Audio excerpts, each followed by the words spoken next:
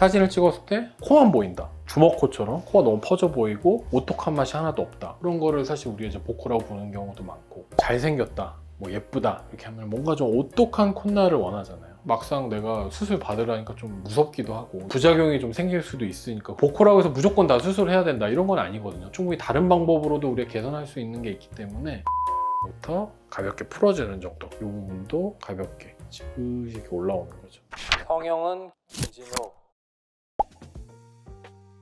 코는 일단 우리 얼굴의 딱 중심에 있고, 얼굴의 조화, 밸런스를 했을 때 가장 중심이 잘 잡혀 있어야지 또 이 조화가 잘 어우러지는 면이 있기 때문에, 또 코가 또 지나치게 뭐 낮거나 뭐 여러 가지 이유로 이게 뭐 매력이 없다고 느끼면 얼굴 전체의 매력도 좀 떨어지는 게 있기 때문에, 제가 생각했을 때는 눈보다도 오히려 더 고민 정도가, 그러니까 물론 고민하는 뭐 분들의 빈도 이런 게 아니라 고민의 어떤 깊이라고 그럴까요? 뭔가 고민을 하는 것들이 눈보다는 훨씬 더 약간 깊이가 있는 고민을 하시는 분들이 많은 것 같아요. 흔하게는 뭐 매부리 코 이런 것들도 있고, 매부리가 심해서 평소에 내가 뭐 놀림을 받는다든지, 보코, 특히 우리나라 분들이 굉장히 보코가 많아요. 그래서 이런 보코 때문에 고민하시는 분들도 굉장히 많고, 사진을 찍었을 때 뭐 코만 보인다. 코가 너무 주먹코처럼 코가 너무 퍼져 보이고 오똑한 맛이 하나도 없다. 코만 너무 보인다. 이런 것들 고민하시는 분들도 많고, 코가 좀 중심에 딱 이게 좀 오똑한 느낌이 있어야 되는데 너무 뭉툭하니까 사람이 좀 약간 흐리멍텅해 보일 수도 있고, 뭔가 좀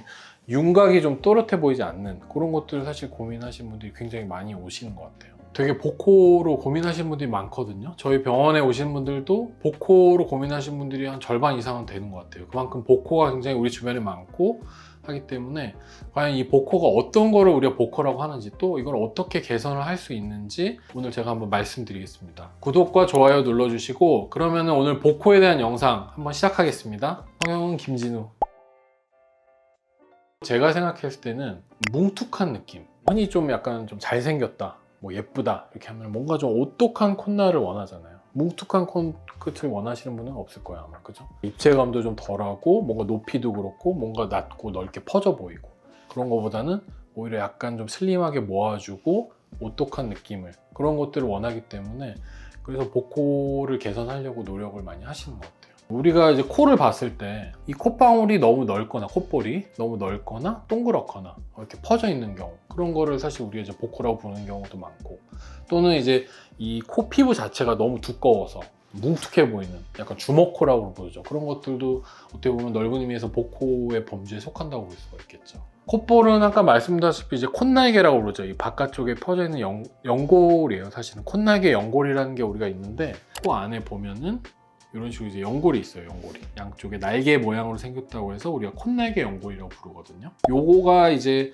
좀 지나치게 많이 퍼져 있다든지 이런 경우에도 약간 보코처럼 넓어 보일 수가 있고, 연골 자체가 넓어요. 그렇죠. 연골 자체가 넓게 있기 때문에 코가 좀 더 퍼져 보이는 거죠. 그러니까 이 콧구멍을 이루는 이 피부 안에 보면은 이런 연골들이 들어있어요. 또는 이제 이 피부 자체가, 이 가운데 있는 피부, 전체적인 피부가 굉장히 두꺼워서, 우리가 아까도 말씀드렸지만 피부가 두꺼운데 콧구멍은 엄청 작으신 분들이 있어요. 그런 분들은 진짜 순수 피부가 두꺼운 거예요. 피부가 두껍다는 얘기는 이 겉에 피부층도 두껍지만 그 밑에 피하지방층, 뭐 진피층 이런 것들이 전체적으로 다 두꺼운 거죠. 그러니까 이런 연골의 발달이 좀 덜 돼 있고 이 피부, 살이 좀 많은 그런 분들도 보코죠, 사실은. 굉장히 여러 가지 방법이 있는데, 흔히 이제 보코 교정이라고 얘기를 해요. 보코일 때는 퍼져 보이고 높이도 낮고 한데, 이걸 개선을 시켰을 때는 환자분들의 만족도 굉장히 높으신 편이고요. 제가 개인적으로 생각하는 보코 교정에 그래도 가장 중요한 거는 어쨌든 높이를 좀 높여주는 방법이에요. 현재보다 코끝 높이를 높여주는 방법. 약간 이런 식으로 높여주는 거죠.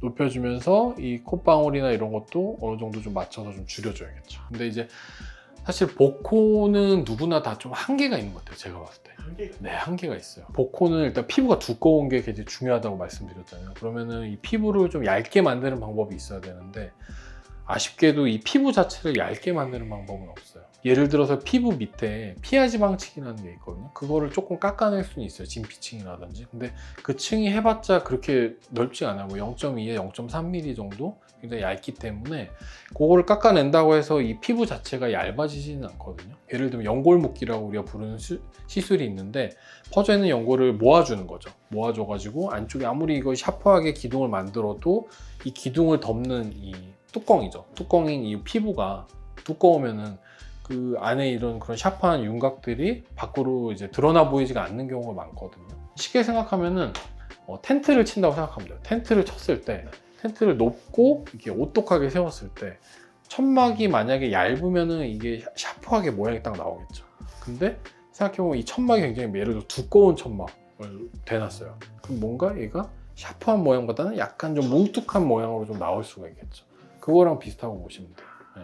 그래서 주변에 보면은 이게 복코로 고민하시는 분들이 많은데 막상 내가 수술 받으라니까 좀 무섭기도 하고 이게 뭐 부작용이 좀 생길 수도 있으니까 그런 것도 좀 걱정이 되고 그렇다고 안 하자니 뭔가 좀 찝찝하고 좀 하고 싶고 약간 되게 고민이 될 수는 있을 것 같거든요. 뭐 복코라고 해서 무조건 다 수술을 해야 된다 이런 건 아니거든요. 또 뭐 충분히 다른 방법으로도 우리가 개선할 수 있는 게 있기 때문에 꼭 병원에 안 오시더라도 일단 집에서 내가 뭔가 좀 이 복코를 좀 한번 해보고 싶다, 개선을. 꼭 수술을 안 하더라도 어느 정도 이런 복코의 조금 개선, 약간이라도 미약하게나마 개선이 될 수 있는 방법에 대해서 한번 말씀드릴게요. 우선은 준비물이 좀 필요한데 손, 깨끗한 손. 그냥 맨손으로 하면은 피부가 너무 상할 수 있기 때문에 뭐 오일도 좋고 아니면 그냥 가벼운 보습제도 괜찮아요.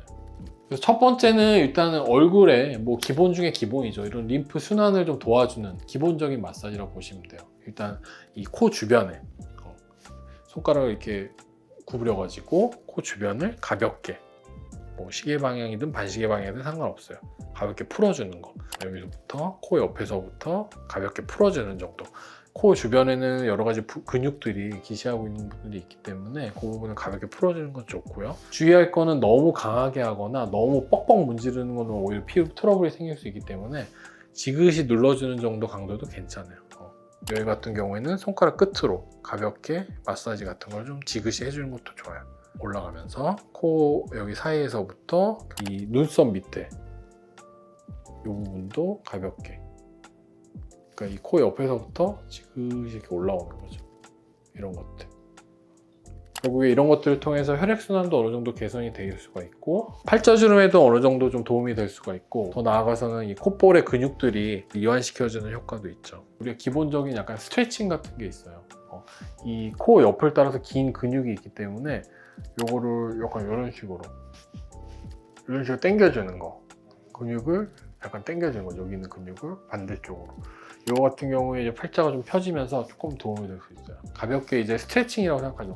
얼굴 근육 스트레칭. 이런 기본적인 코, 복코 마사지 같은 것들이 어느 정도는 도움이 되는 건 맞는 것 같아요. 왜냐면은 이제 이런 마사지를 통해서 아까도 말씀드린 우리 림프 순환에도 도움이 될 수가 있고 또 코 주변에 가지고 있는 여러 가지 근육들이 있거든요. 기시하고 있는 근육들에 대해서 어느 정도 스트레칭 효과도 있고 그럼으로써 뭔가 코가 좀 더 약간 슬림해지는 효과를 볼 수도 있지만 사실 복코의 이제 중요한 원인 중에 하나인 예를 들어서 이제 아까 말씀드렸던 이런 콧날개 연골. 연골 자체의 이런 마사지를 통해서 연골의 모양이 바뀌진 않거든요.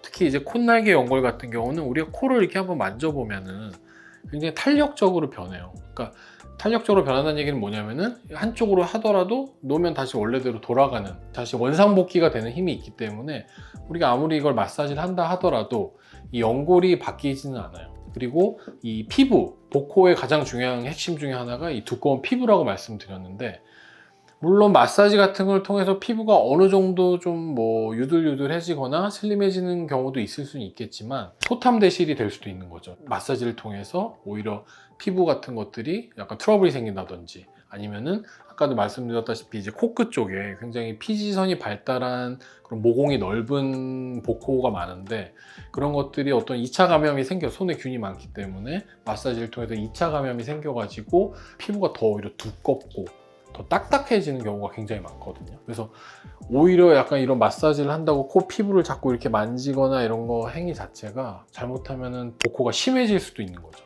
그래서 그런 것들은 조금 조심하는 게 좋을 것 같다. 성형은 김진호.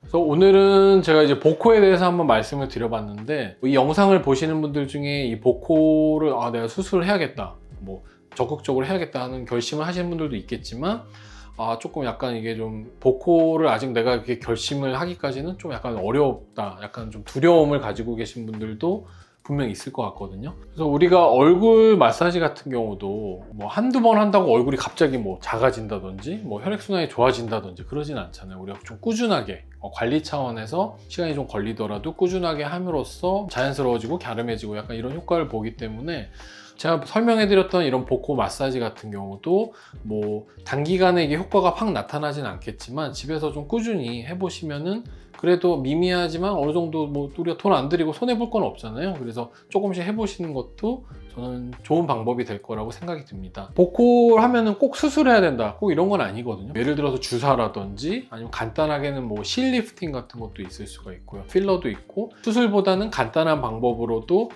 어느 정도 해결이 되는 방법이 있기 때문에 너무 고민만 하지 마시고 병원에 한번 오시면은 여러 가지에 대해서 자세하게 설명을 드리고 말씀을 드릴 수가 있을 것 같아요. 오늘 저희 영상이 도움이 되셨다면은 좋아요와 구독 그리고 알람 설정까지 꼭 해주시고요. 주변에 이 복코 때문에 고민하시는 분들, 또 이제 복코를 어떻게 하면은 꼭 수술이 아니더라도 한번 조금이라도 좀 도움이 될 수 있는 방법이 있을까 고민하시는 분들이 있으면은 꼭 이 영상을 공유해 주시면 감사하겠습니다. 성형은 김진우!